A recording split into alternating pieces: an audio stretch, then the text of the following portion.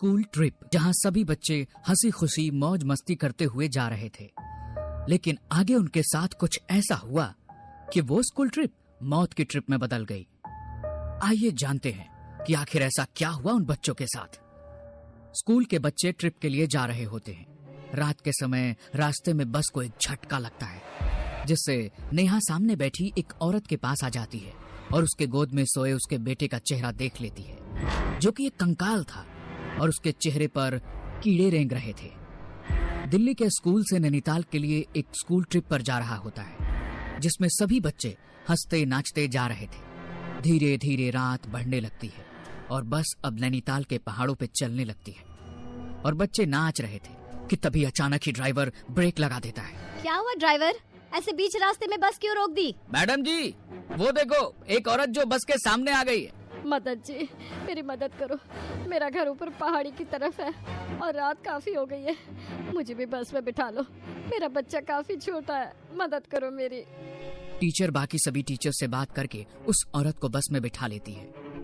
उसी बस में नेहा अपनी दोस्त पूजा और उसके भाई रोहन के साथ इस ट्रिप पे आई थी। नेहा थोड़ी देर पहले तक नाच और खेल रही थी, लेकिन उस औरत के आते ही उसको कुछ अजीब सा लगने लगता है। लेकिन उस पर ध्यान न देकर नेहा वापस से खेलने कूदने लगती है। तभी बस को एक झटका लगता है, जिससे औरत ने अपने बच्चे को जिस कपड़े से ढका हुआ होता है वो खुल जाता है और नेहा वहीं पास में खड़ी थी, तो वो बच्चे को देखने की इच्छा से औरत के पास जाती है और बच्चे के चेहरे को देखते ही जोरों से चीखने लगती है। क्या हुआ नेहा? मैम, वो बच्चा कंकाल। क्या कहना चाहती हो, क्या हुआ है?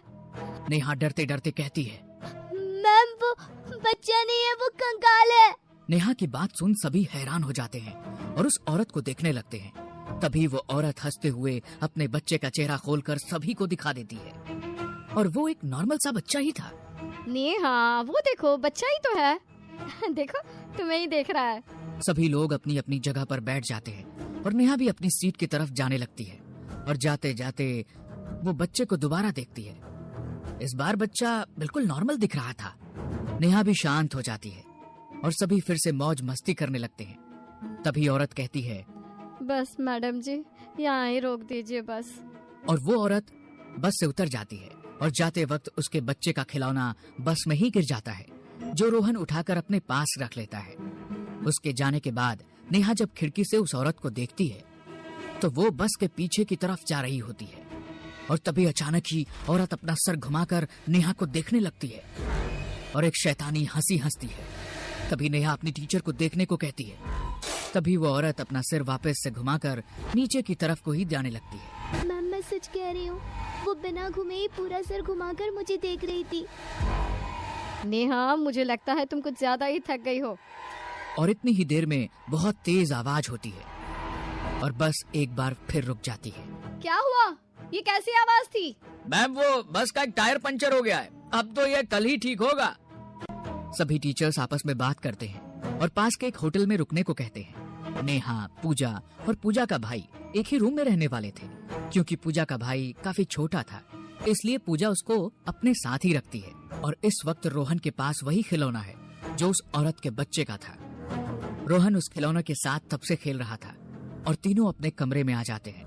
कमरा बहुत सुंदर था और उनके कमरे की खिड़कियों से हल्की हल्की ठंडी हवा आ रही थी।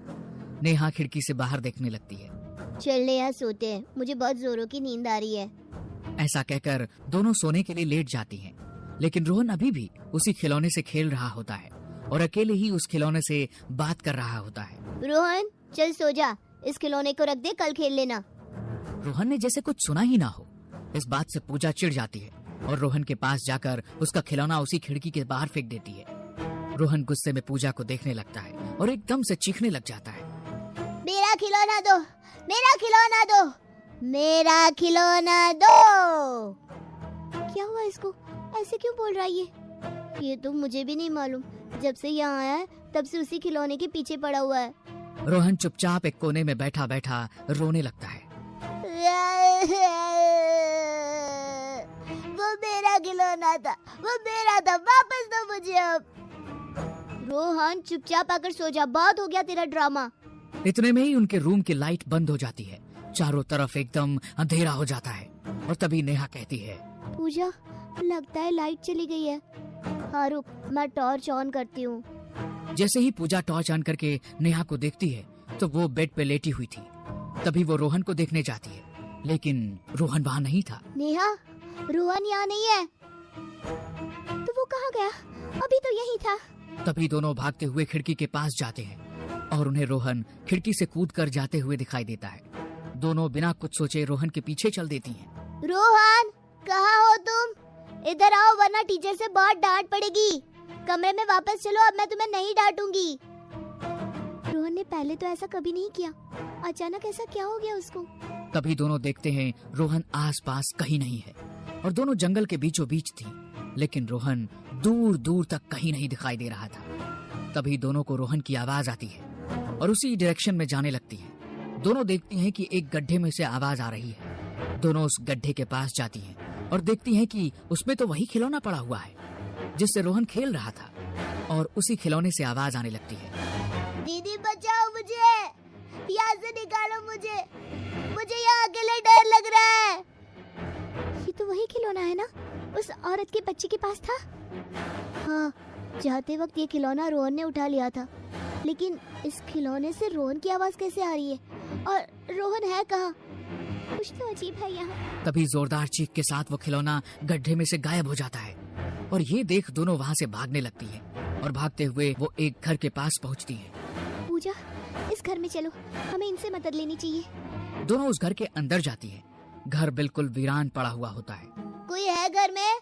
हमें मदद चाहिए। तभी उस घर में से वही औरत निकल कर आती है। क्या मदद चाहिए बच्चों? तुम यहाँ? हाँ, ये मेरा घर है। बोलो क्या चाहिए तुम्हें? मेरा भाई इन जंगलों में कहीं खो गया है, उसको ढूंढने में मदद चाहिए। मैं कहीं नहीं जा सकती, मेरा बच्चा घर पर अकेला है। तभी नेहा की नजर बच्चे के हाथ पे जाती है जिसके पास रोहन जैसा ही एक और खिलौना था। ये देख नेहा उस बच्चे के हाथ से वो खिलौना छीन लेती है। ये तुमने क्या किया? वापस दो जल्दी से, ये मेरे बेटे का है, तुम्हें इसकी सजा जरूर मिलेगी। ये खिलौना तो रोहन के पास भी था। कहाँ है रोहन? क्या किया है तुमने उसके साथ? तभी औरत की गोद में बच्चा रोने लगता है और वो बच्चा रोहन होता है जिसकी आंखें अब लाल लाल हो रखी थी। और ये देख नेहा उस खिलौने को घर के बाहर फेंक देती है। रोहन उल्टा दीवार पे चलते हुए घर से बाहर चला जाता है और वो औरत देखते ही देखते खौफनाक चुड़ैल में बदल जाती है और हवा में उड़ते हुए दोनों के पीछे पड़ जाती है। पूजा और नेहा वहाँ से भागते भागते घर के बाहर आ जाते हैं जहाँ उन्हें रोहन भी दिखाई दे जाता है, लेकिन अब वो एक खिलौने में बदल चुका था। पूजा और नेहा दोनों अपनी जान बचाते हुए जंगल से बाहर जाने लगते हैं कि तभी पूजा को रोहन की आवाज आती है। दीदी, मुझे यहाँ छोड़कर मत जाओ, मेरे पास रुक जाओ तुम भी। देखो ना मुझे कितनी चोट लगी है, मुझे बहुत दर्द हो रहा है दीदी। पूजा, वो रोहन नहीं है, मत जाओ आगे, वो तुम्हें भी मार देगी। वो चुड़ैल है, रोहन को उसने पहले ही मार दिया है, अब वो तुम्हें भी मार देगी। मत जाओ उसके पास। नहीं, वो रोहन है, मुझे बुला रहा है, मुझे उसके पास जाना है। वो देखो, वो रोहन है, उसको कितनी चोट लगी है। और पूजा रोहन के पास जाती है। तभी वहाँ वही औरत आ जाती है और पूजा और रोहन को अपने साथ उड़ाकर ले जाती है। ये देख नेहा वहाँ से भागने लगती है और भागते भागते रोड पे आ जाती है और थक कर बेहोश हो जाती है। और अगले दिन वह जब उठती है तो देखती है कि जंगल से पूजा और रोहन दोनों की डेड बॉडी मिली है। किसी को मालूम नहीं होता कि आखिर दोनों के साथ क्या हुआ था। तभी उस गांव का एक आदमी कहता है कि यहाँ जंगल में एक औरत अपने बेटे के साथ रहा करती थी और एक दिन होटल बनाने के लिए कुछ लोग उसकी जमीन को कब्जे में करने के लिए गए और उसके मना करने पर उसके बेटे और उसको पहाड़ से फेंक कर मार दिया था। तब से उसकी आत्मा यहाँ पर आने वाले बच्चों को मार देती है और अपने साथ ले जाती है। अगर इस बारे में पहले पता होता तो शायद स्कूल वाले ट्रिप लेकर यहाँ नहीं आते और ना ही पूजा और रोहन की जान जाती। तभी नेहा देखती है रोहन का खिलौना उसकी लाश के पास है और उसकी आंखें चमक रही हैं।